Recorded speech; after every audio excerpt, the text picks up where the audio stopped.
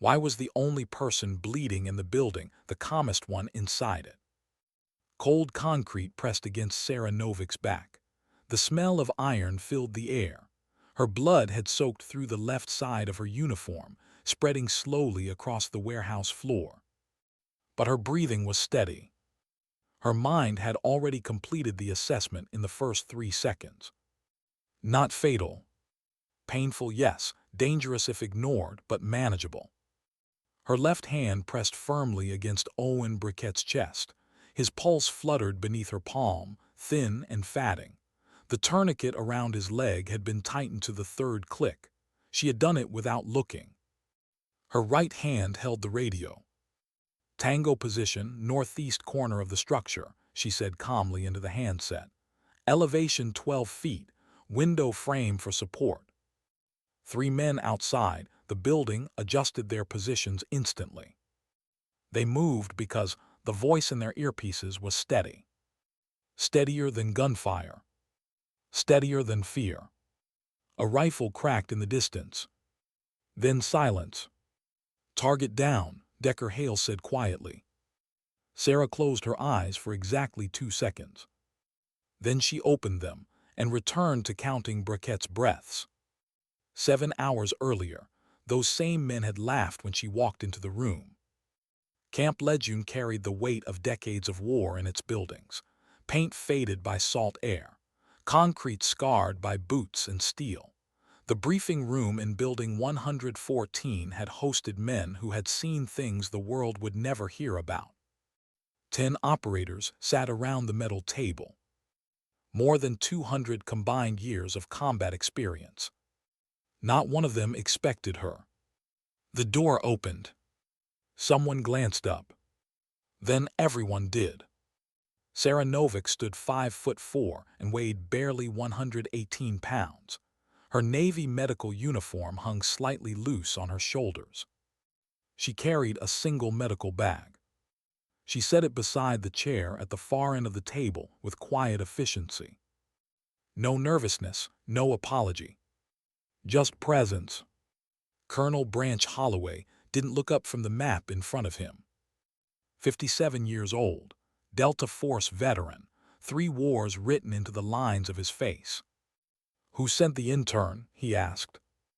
A quiet ripple of amusement moved through the room. No one laughed out loud. Professionals rarely did. But the message landed clearly. Sarah folded her hands on the table. She said nothing. Her eyes studied the terrain map pinned to the wall. Blue Ridge Mountains. Shenandoah Valley. Red marker near a remote ridge system. She was memorizing it. Holloway stepped aside and made a phone call. 3 rings. She was specifically requested, the voice on the other end said. The line went dead. Holloway stared at the receiver for a moment. Then he turned back. "Task Force Raven," he said, "let's begin." The mission had a name. Raymond Voss. And a clock. 72 hours.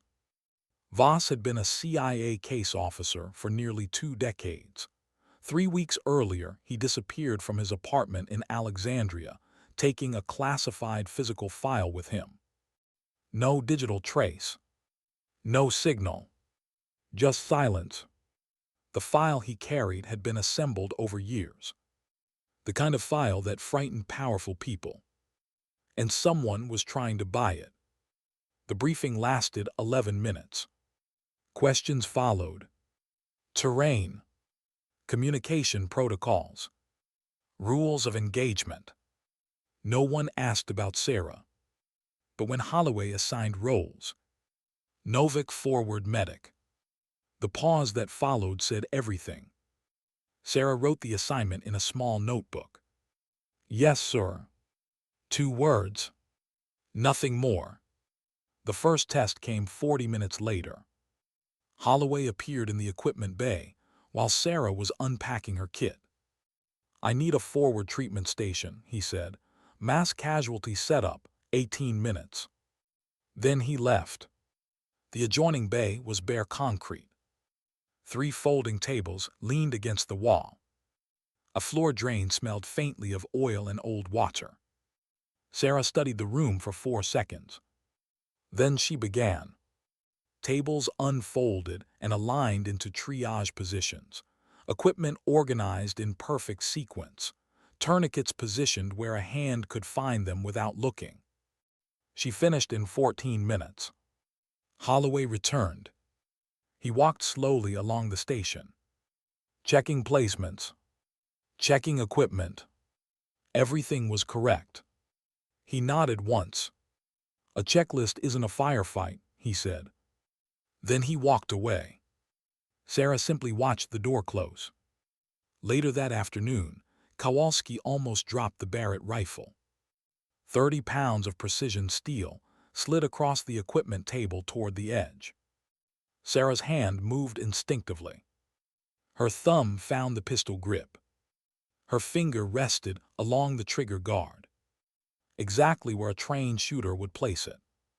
The moment lasted less than a second. Then she lifted her hand and returned to her clipboard. Decker Hale noticed. He wrote one word in his notebook. SARC. Special Amphibious Reconnaissance Corpsman. One of the rarest combat medical pipelines in the military. And one of the deadliest. The medical evaluation began at 1640 hours. Garrett, the team's corpsman, moved quickly through the checklist. Blood pressure, pulse, oxygen levels. When he reached Briquette, the readings looked normal. He moved on. Sarah stepped forward. "Briquette," she said quietly, "when was the vehicle impact?" He frowned. 3 days ago. Take a deep breath." She listened. The room fell silent. "Tension pneumothorax," she said calmly, "left side." Before anyone reacted, she was already moving. Needle decompression. Second intercostal space.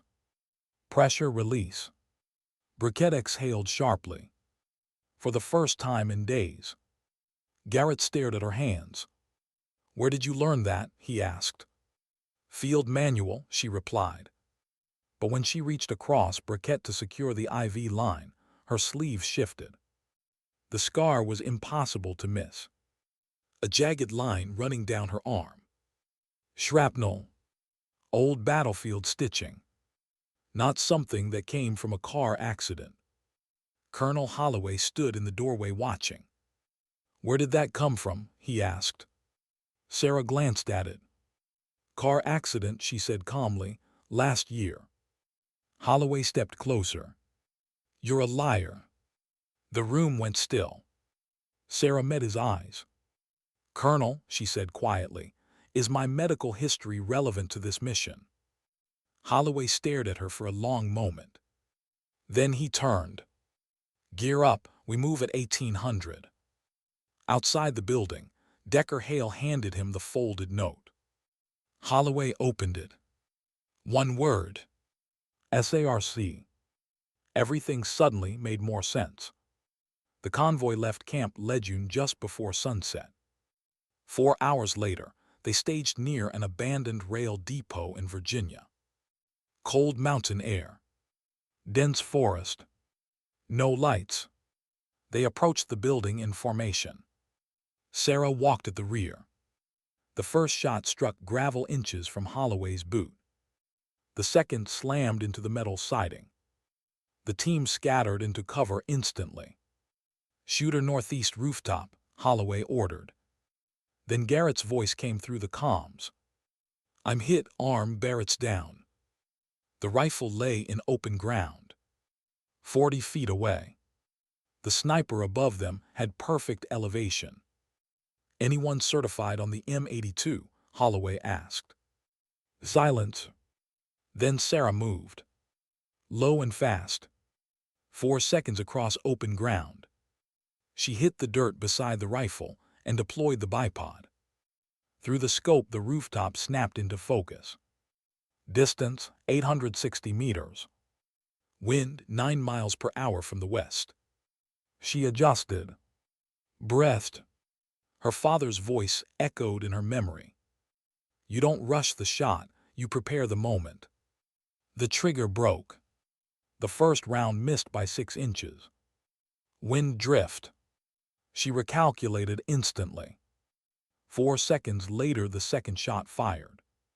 The shooter collapsed without moving again. Silence spread across the valley. Holloway's voice came through the radio. Novik. I'm fine, she said. Then she stood and calmly began treating Garrett's arm. Later that night, they regrouped in an abandoned farmhouse. No one spoke much. Everyone was thinking the same thing. The intern had just made an 860-meter kill shot under combat pressure. Holloway called Sarah into the kitchen. Your record disappears after 2019, he said. She didn't answer. That level of erasure only happens to Tier 1 assets. Silence stretched. Then Sarah removed an envelope from her jacket. She unfolded 2 pages. My father wrote this before his final mission, she said. Her voice remained steady. Chief Petty Officer Thomas Novik, Navy SEAL, killed in action November 2019. She looked directly at Holloway. I was in that valley with his team. The room behind them had gone quiet. I was the only one who came out. Holloway didn't move. Because the name Thomas Novik meant something to him. He had signed the document that removed their extraction authority. A message arrived on the radio at 1:30. From Raymond Voss. Tell her the truth. Her father's name is in the file. Morning came slowly. Sarah hadn't slept.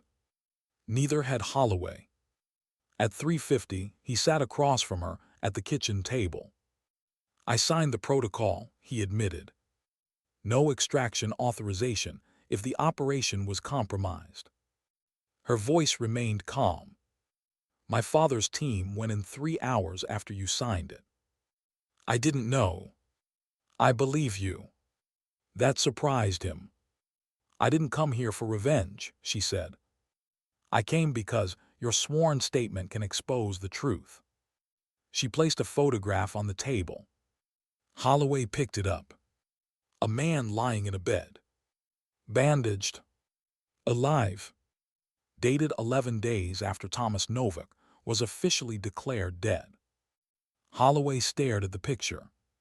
Where did you get this? Someone left it for me. And you've been looking ever since. Yes. At dawn, the team moved toward a remote farmstead in the Blue Ridge. Sarah approached the house alone. Raymond Voss opened the door. You look like him, he said softly. Where is my father? Voss sighed. Alive as of 3 months ago. The words landed quietly. But they changed everything. He handed her the aluminum case containing the file. Then the first sniper round punched through the wall.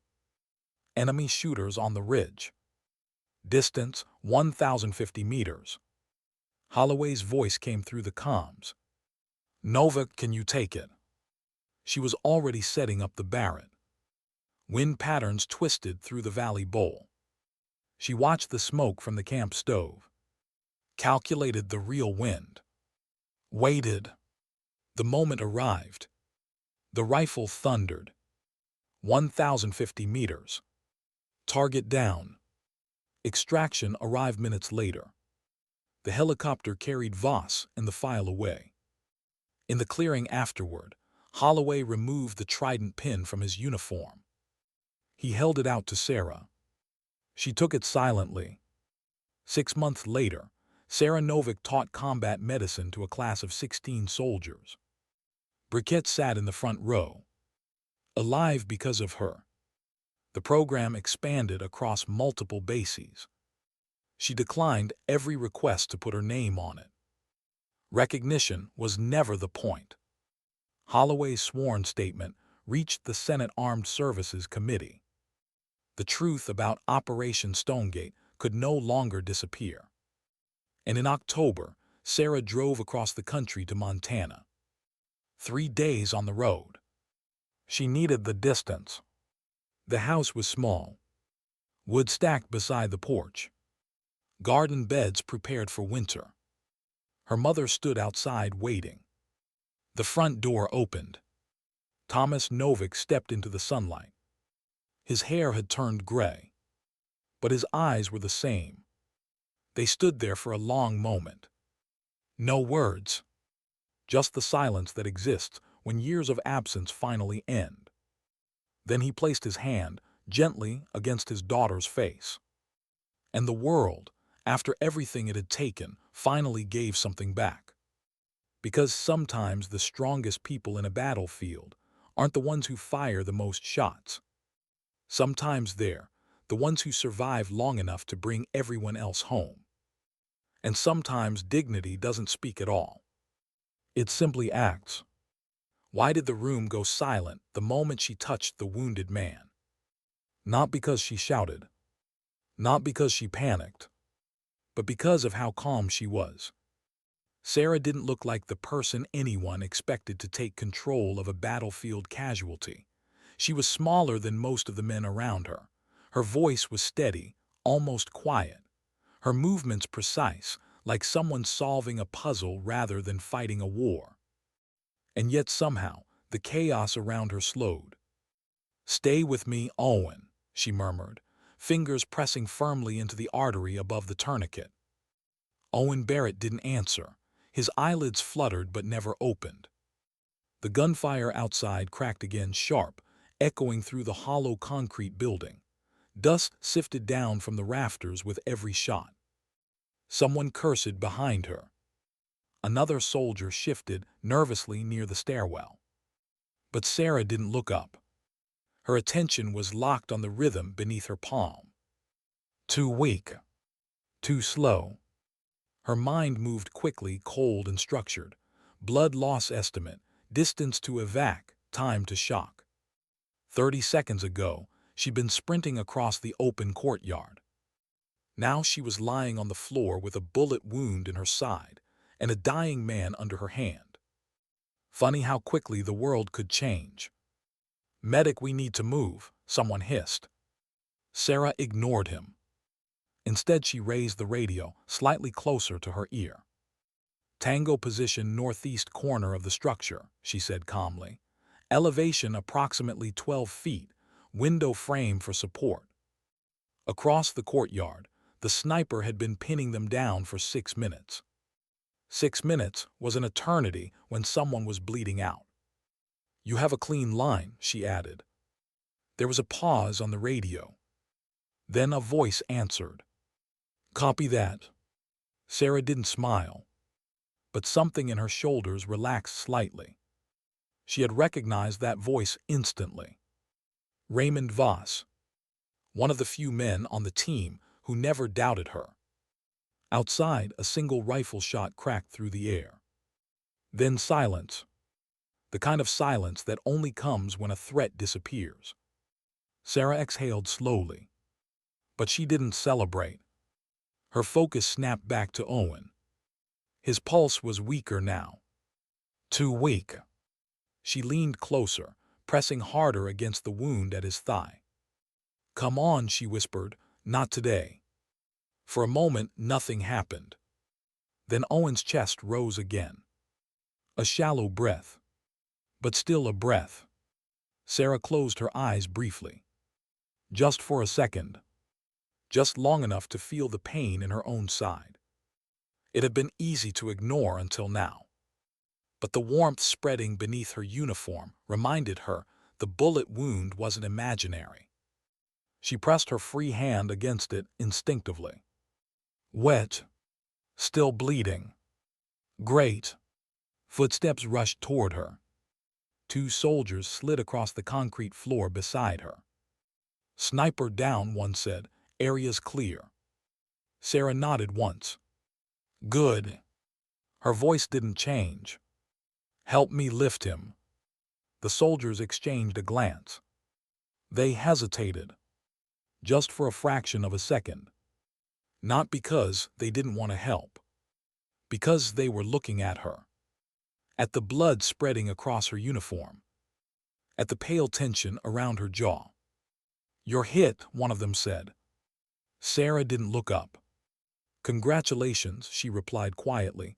"You have eyes." The man blinked. For a moment he almost laughed. But Sarah's tone wasn't joking. It was impatient. "Lift him," she repeated. They obeyed.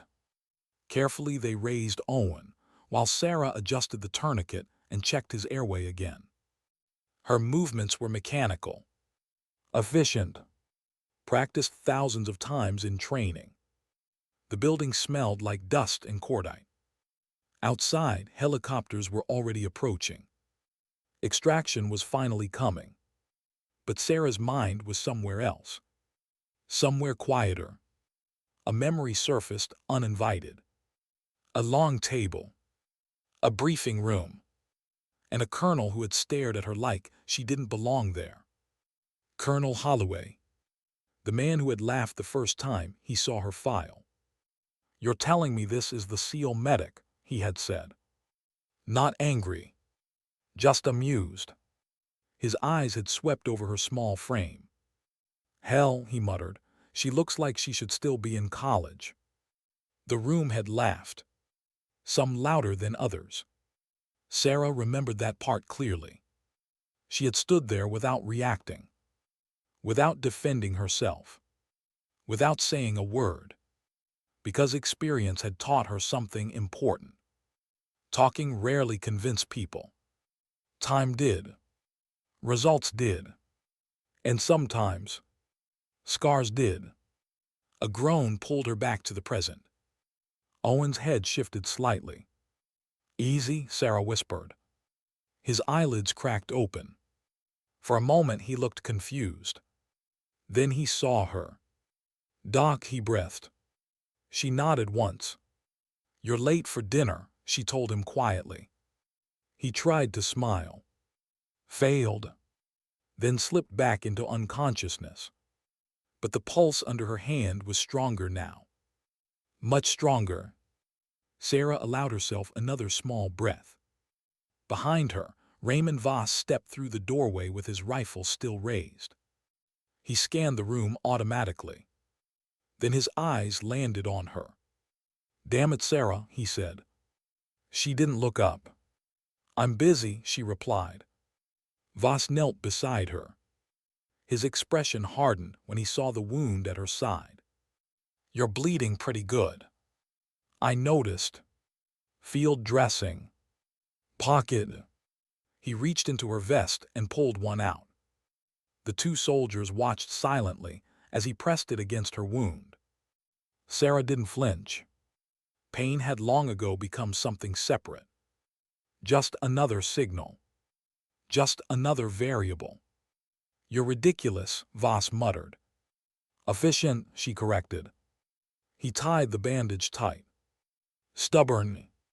She didn't answer. For a moment the room was quiet again. Helicopter blades thundered closer overhead. Rescue. Extraction. Safety. All the things soldiers pretended they didn't care about. Voss studied her face. "You know," he said slowly, "Holloway still thinks he was right about you." That made her pause. Just slightly. Her eyes lifted for the first time. "And what does he think exactly?" she asked. Voss shrugged. "That you got lucky." Sarah held his gaze for a moment. Then she looked back down at Owen. Her voice was softer now. "Luck runs out," she said. Another breath passed. "But skill doesn't." Voss smiled faintly. Because he had seen the truth himself. He had seen her drag 3 wounded men through enemy fire. Seen her perform surgery in the dark with nothing but a headlamp. Seen her stand completely still while bullets cracked inches above her head. People liked simple stories. They liked heroes who looked strong. Sounded confident. Took up space. Sarah wasn't that kind of hero. She was quieter. Sharper. Harder to understand. and the scars beneath her uniform told a story no one in that briefing room had bothered to ask about. Outside, the helicopter landed. Wind roared through the broken windows. Dust swirled across the floor. Sarah slowly pushed herself to her feet. Her side burned, but she ignored it. Together, they lifted Owen onto the stretcher. As they carried him toward the waiting aircraft, one of the younger soldiers glanced at her nervously. "Doc, how are you still standing?" Sarah didn't answer immediately. She looked out at the empty courtyard where the sniper had fallen.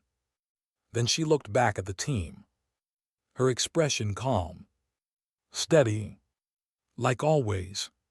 Finally, she said quietly, "You get used to pain."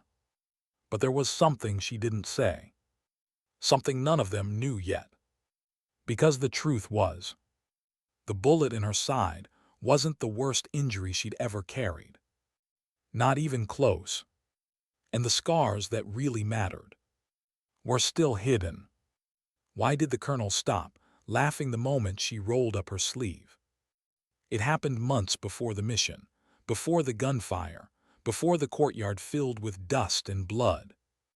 Back in the briefing room, where everything still felt controlled. Predictable. Safe. Sarah had stood quietly near the far end of the table while the officers studied the mission maps. Her boots were still dusty from the range. Her uniform slightly faded compared to the polished sharpness of the others. No one had offered her a chair. Not that she expected one. The projector hummed softly. A satellite image of the valley glowed across the wall. Colonel Holloway leaned back in his chair, arms folded, studying her file like it was a joke someone had slipped into the stack. "This is our SEAL medic," he said again, tapping the folder with 2 fingers. A few of the officers exchanged glances. Someone smirked. Sarah didn't move. She had heard versions of that sentence her entire career. Too small. Too quiet. Too young. Too female. The colonel tilted his head slightly, still studying her. "You don't look like someone who pulls men out of firefights," he added. The room chuckled. Not cruelly, but casually. The kind of laughter that says a judgment has already been made. Sarah felt the familiar flicker in her chest. Not anger. Not exactly. More like tired patience. She stepped forward slowly and placed a small medical pack on the table beside the map. "Permission to speak, sir?" she asked. Holloway shrugged. "Go ahead." Her voice stayed calm. Measured. Private Owen Barrett was hit 3 weeks ago during a convoy ambush outside Mosul. Several heads turned. The name was familiar. He lost a femoral artery, she continued quietly. Estimated time before fatal blood loss, 3 minutes. The room grew a little quieter. Sarah didn't raise her voice. "I reached him at 2 minutes and 30 seconds. No one laughed now. I performed a clamp and field transfusion under fire." She paused. "He lived." Colonel Holloway watched her carefully now. But the skepticism hadn't fully left his eyes. "That's impressive," he admitted. "But battlefield luck can make anyone look good once." There it was. Luck. The word followed her everywhere. As if survival was an accident. As if skill had nothing to do with it. Sarah studied the colonel for a moment. Then she slowly rolled up her sleeve. Not dramatically. Just matter of fact. The fabric slid past her elbow. And the room changed. The scars were impossible to ignore. Thin white lines crossed her forearm in precise surgical patterns. But deeper ones twisted across the muscle, jagged, rough, unmistakably violent. Shrapnel. Burns. Knife marks. One officer leaned forward without realizing it. Another stopped writing completely. Colonel Holloway's eyebrows pulled together. "Where did you get those?" he asked quietly. Sarah lowered her arm onto the table. "Second deployment," she said. Her voice stayed steady, but the memory flickered behind her eyes. A village clinic. Night. The smell of antiseptic and smoke. There were civilians trapped inside a school building after a mortar strike. She paused briefly. "I went in." The colonel didn't interrupt. "The second shell hit while we were evacuating." Her fingers rested lightly on one of the larger scars. "That one," she said almost casually. Metal desk frame collapsed. No one spoke. The projector light hummed quietly behind them. Sarah continued. "I stabilized 12 people before extraction arrived." A captain near the wall blinked slowly. 12. She nodded once. 8 survived. Silence settled over the room. It wasn't admiration. Not yet. But it wasn't laughter either. Colonel Holloway leaned forward, studying her again. Only now he was seeing something different. "You didn't include that in your report," he said. Sarah shrugged slightly. "It wasn't the mission objective." The colonel stared at her, trying to understand the calm way she said it. Like it didn't matter. Like none of it had been extraordinary. Finally, he leaned back again. His voice softer now. "And the rest of the scars?" Sarah rolled her sleeve down slowly. "They're reminders," she said, "of what happens when you hesitate." No one laughed this time. The briefing resumed after that. But the tone had shifted. Questions became more direct, more respectful, still cautious, still uncertain. Trust in the military didn't appear overnight. It was built slowly, through quiet proof, through results. But as the officers discussed extraction routes and enemy movement patterns, Sarah felt something familiar again. Eyes on her, measuring, evaluating, some skeptical, some curious, and one pair that held steady confidence. Raymond Voss. He stood near the back wall with his arms crossed, listening quietly. When their eyes met briefly, he gave the smallest nod. Not dramatic, not heroic, just acknowledgement. He believed her long before anyone else did. And that mattered more than she liked to admit.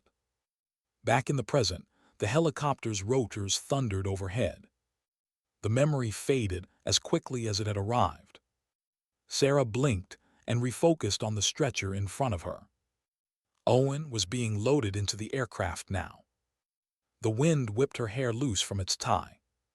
Raymond Voss climbed in beside the stretcher. Then he looked back down at her. "You coming, Doc?" She stepped toward the ramp, but the pain in her side flared sharply this time. Stronger, hotter. Her hand instinctively pressed against the bandage. Still bleeding. Not good. Voss noticed immediately. "Sarah." She waved him off. "I'm fine." He gave her a long look. "You always say that." She climbed into the helicopter anyway. The interior lights flickered on as the crew secured Owen's stretcher. A medic from the flight team moved toward Sarah. "Let me see that wound." She sat down reluctantly. The helicopter lifted off, tilting slightly as it cleared the courtyard. Below them, the battlefield shrank into shadows. But the medic's hands suddenly paused when he pulled back the edge of Sarah's uniform. "What the hell?" he muttered. The others nearby turned. And for the first time that day, they saw it.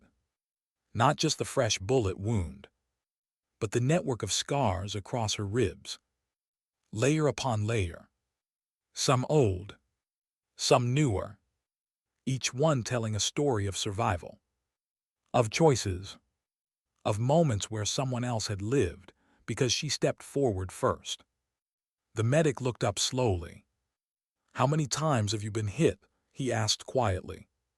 Sarah didn't answer right away. She stared out the open door of the helicopter. At the dark horizon. At the long line of mountains, where tomorrow's mission would begin again. Finally she spoke. Her voice calm. Almost thoughtful. "I stopped counting." The medic shook his head in disbelief. But Raymond Voss only watched her quietly. Because he knew something the others didn't yet understand. Those scars weren't the whole story. Not even close. The truth was, the worst night of Sarah's life hadn't happened on a battlefield. It had happened somewhere far quieter. And the reason she never talked about it was the same reason she kept stepping into danger again and again. Because sometimes the hardest battles weren't fought with weapons. Sometimes they were fought with memory. And she was still fighting hers. Why did the helicopter medic suddenly go quiet when he saw the old scar just below her collarbone? The aircraft roared through the night sky, rotors chopping the darkness into pieces. Inside, the red cabin light painted every face in tired shadows. Sarah sat against the metal wall while the flight medic worked carefully around the bullet wound in her side. His hands were fast but controlled, trained for chaos. Still, something about the pattern of scars had slowed him down. He had seen wounded soldiers before, plenty of them. But this was different. There were too many stories written into her skin. The medic peeled the torn fabric back just a little more, trying to reach the wound cleanly. His fingers paused when another scar came into view. Long, thin, surgical, but deep. He frowned. "That's not from shrapnel," he murmured. Sarah didn't look down. She kept her eyes fixed on the open helicopter door, where the cold night air rushed past in a blur of black desert and distant lights. "No," she said quietly. The medic glanced up. "Then what?" Voss cut him off gently. "Just treat the wound."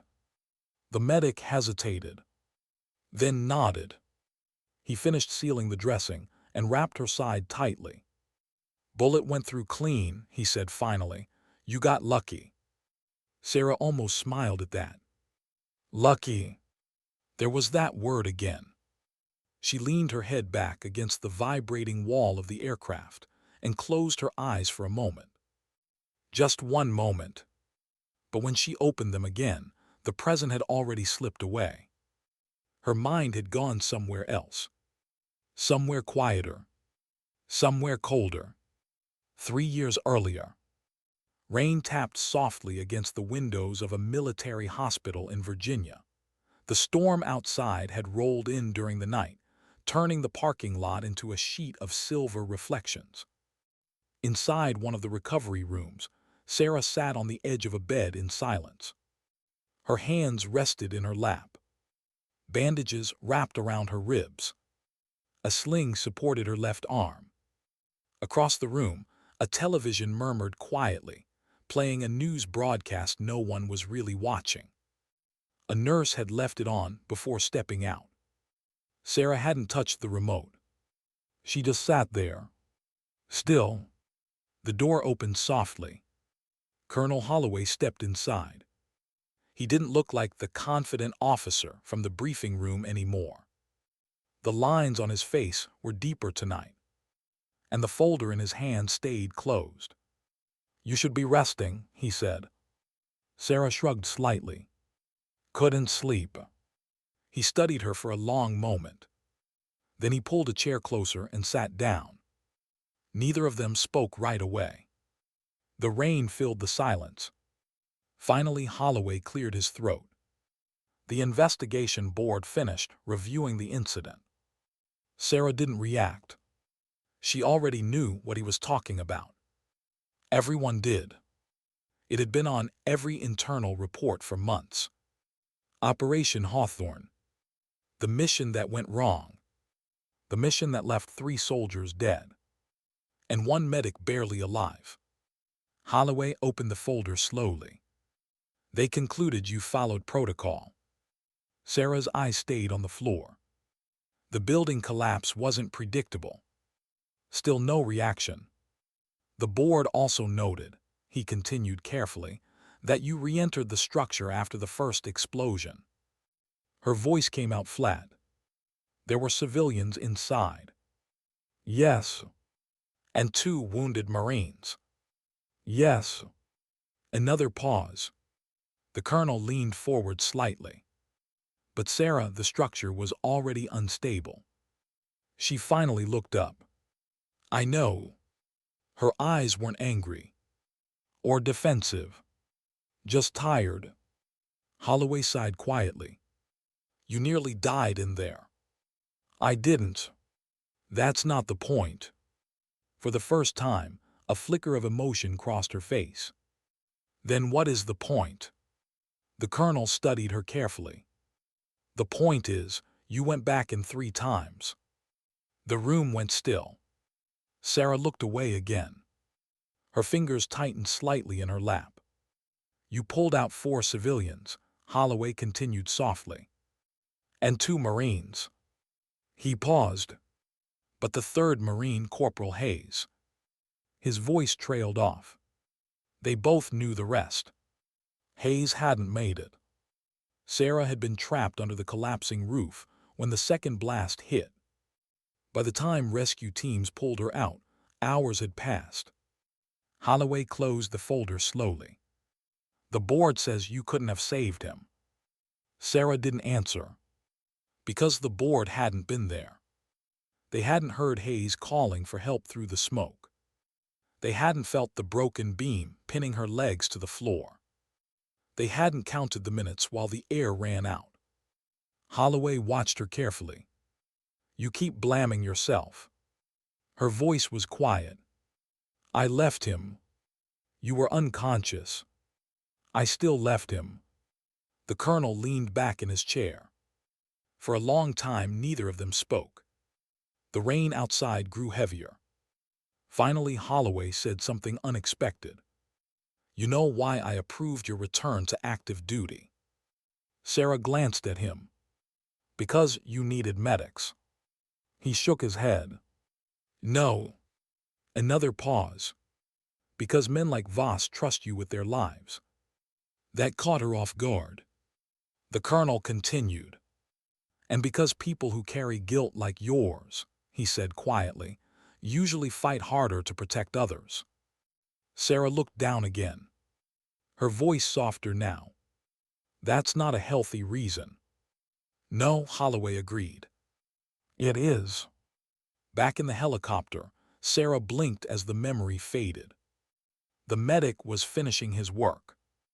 Owen's pulse monitor beeped steadily now. The team sat in tired silence as the aircraft sped toward base. Voss leaned across the cabin slightly. You went somewhere, he said. She shrugged. Old weather. He studied her for a moment. You ever think about stopping? Sarah looked at him. Stopping what? This. He gestured toward the team. The mission. The endless cycle of danger and rescue. She considered the question seriously. For a long moment she didn't answer. Then she looked down at Owen. Still breathing. Still alive. Then she looked back out at the dark horizon. Not really, she said. Voss nodded slowly. Because he already knew why. Some people chased glory. Some chased adrenaline. But Sarah chased. She was chasing something else entirely. Something quieter. Something heavier. Redemption. And the truth was, redemption rarely came easy. Sometimes it came one saved life at a time. And sometimes, it never came at all. Why did Sarah freeze when the base lights finally came into view? From the outside, the helicopter landing looked routine. Another aircraft returning from another mission. Dust swirling. Engines screaming. Medics waiting beside the landing zone, with stretchers and equipment. But inside the aircraft, something had shifted. Not in the team. In her. Sarah stared out through the open door as the base grew larger beneath them. Rows of floodlights illuminated the desert runway. Military trucks lined the perimeter like silent sentries. It should have felt like relief. It didn't. Her hand rested against the bandage at her side. The bleeding had slowed, but the wound still throbbed with every vibration of the aircraft. Across from her, Raymond Voss noticed the way her shoulders had tightened. "You good?" he asked quietly. She nodded automatically. But the movement felt hollow. The truth was, coming back to base always stirred something uncomfortable inside her. Out there in the field, everything was simple. Someone was hurt. Someone needed help. You moved. You acted. You didn't think. But the moment the mission ended, thinking returned. And thinking brought memories. The helicopter dipped lower. The runway rushed up beneath them. With a heavy thump, the landing gear touched down. The rotors continued spinning violently as the rear ramp opened. Immediately the ground crew rushed forward. "Casualty first," someone shouted. Sarah stood slowly. Her legs felt steady, but her side reminded her that the body always collected the price eventually. Owen's stretcher slid down the ramp first. The flight medics guided it quickly toward the waiting ambulance. One of them glanced back at Sarah. "You're next." She shook her head. "I can walk." The medic frowned. "That's not a suggestion." But Sarah had already stepped down onto the tarmac. The night air felt colder on the ground. Quieter too. The roar of the helicopter faded slightly as it powered down behind them. A medical officer approached quickly, clipboard in hand. "Name?" "Chase Sarah." He glanced up immediately. Recognition flickered across his face. "You're the SEAL medic." She didn't answer. Instead, she gestured toward the ambulance where Owen had just been loaded. "Focus on him." The officer hesitated, then nodded. "All right, but you're coming in too." Voss stepped beside her. "Trust me," he muttered. "Arguing with them just takes longer." Sarah sighed softly. "Fine." They walked toward the medical bay together. The base was alive with quiet activity, mechanics working under floodlights, soldiers unloading gear, radios murmuring in the distance. Everything felt normal. Ordinary. But word traveled quickly in places like this. By the time they reached the entrance of the medical building, several soldiers were already watching. Not openly. Just glances. Whispers. Curiosity. A young private near the doorway leaned toward another soldier. "That's her," he murmured. "The medic." "Yeah." The second soldier studied Sarah carefully as she walked past. "She's smaller than I expected." Sarah heard it. Of course she did. But she kept walking. Inside, the medical staff moved quickly around her. Scans. Questions. Blood pressure checks. The routine rhythm of military medicine. A nurse carefully removed the bandage from her side. "Bullet passed clean through," the nurse said after a moment. Sarah exhaled quietly. "Good. You'll still need stitches." "I figured." As the nurse prepared the equipment, the door opened behind them. Heavy footsteps entered the room. Sarah didn't need to look up to know who it was. Colonel Holloway cleared his throat. "Report." The nurse glanced nervously between them. Sarah sat upright on the examination table. Owen Barrett, severe blood loss from femoral artery injury, stabilized in the field. Holloway nodded once. "And you?" "Minor wound." The nurse raised an eyebrow at that description, but stayed quiet. The colonel stepped closer. His eyes moved briefly across the room, then down to the uncovered scars along Sarah's ribs. He had seen them before, but somehow they looked worse under the harsh hospital lights. "You're collecting quite the history," he said quietly. Sarah didn't respond. Holloway folded his arms. "You saved him again." "Just did my job." He watched her carefully. "You always say that." The nurse began stitching the wound carefully. The needle moved through the skin with slow precision. Sarah didn't flinch. Holloway noticed. "You know," he said, "most soldiers would have requested a transfer after Hawthorne." Sarah looked up slightly. "I'm not most soldiers." "No." The colonel studied her expression. "You're not." For a moment the room was quiet, except for the soft sound of medical instruments. Finally Holloway spoke again. The team filed their reports. Sarah's eyes flickered briefly. "And they all said the same thing." He paused. "You saved their lives." She looked away. The words didn't bring satisfaction. Only that familiar quiet weight. Because saving lives didn't erase the ones that had been lost. Holloway seemed to understand that. He rested the folder he'd been carrying on the nearby table. "You know something interesting," he said. "What?" "When you first arrived, half the officers in this command thought assigning you to a SEAL team was a mistake." Sarah gave a faint smile. "Half?" "All right," he admitted, "most of them." "And now?" Holloway looked toward the window where soldiers were moving across the floodlit base outside. "Now they're asking how they can get a medic like you." The nurse finished tying the final stitch. "There," she said, "try not to get shot again this week." Sarah nodded politely. "No promises." The nurse shook her head with a tired smile and left the room. Now only Sarah and the colonel remained. Holloway studied her one last time. "Chase." She looked up. "You ever think about slowing down?" The question sounded familiar. Voss had asked something similar in the helicopter. Sarah considered it again. Then she looked down at the scars along her ribs. Each one a memory. Each one a reminder. "I tried slowing down once," she said quietly.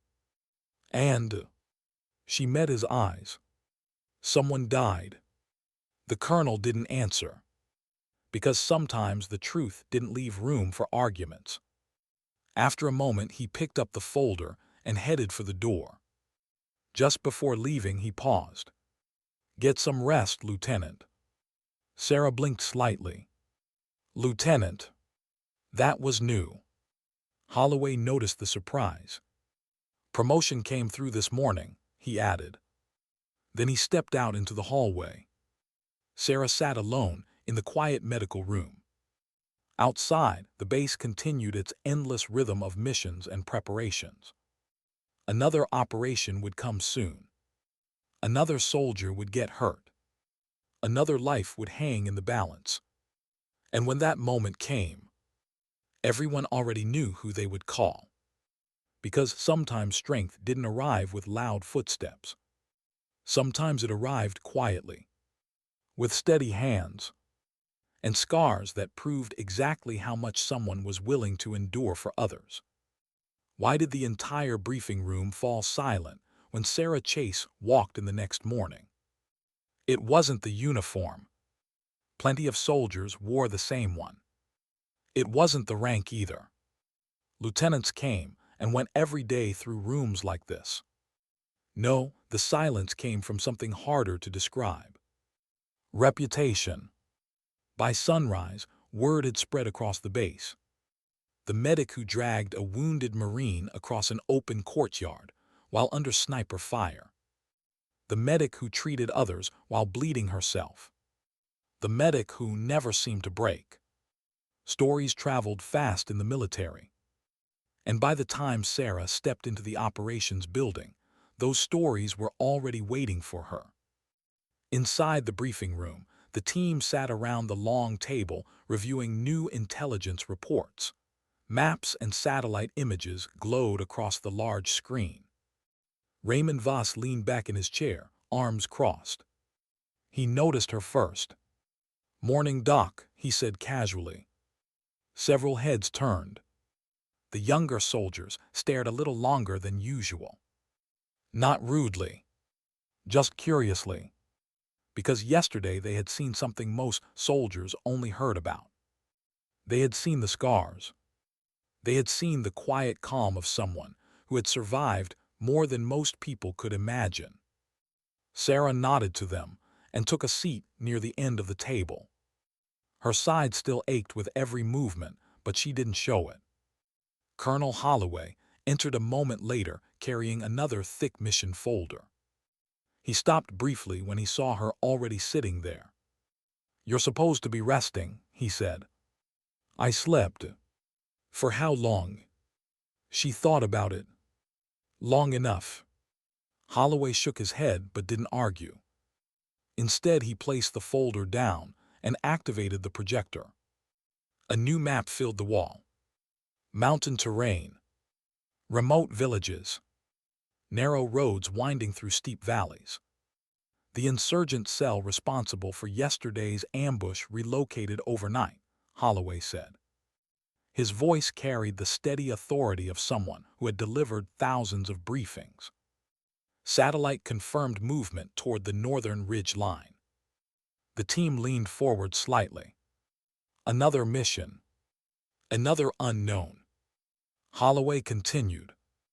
"We'll be inserting a small unit to gather intelligence and assist local forces if necessary." He paused, then glanced toward Sarah. "You're still cleared for duty." She nodded once.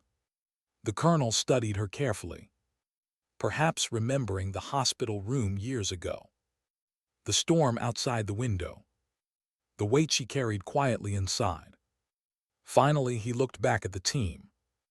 "Good." The briefing moved on. Extraction plans. Communication frequencies. Medical contingencies.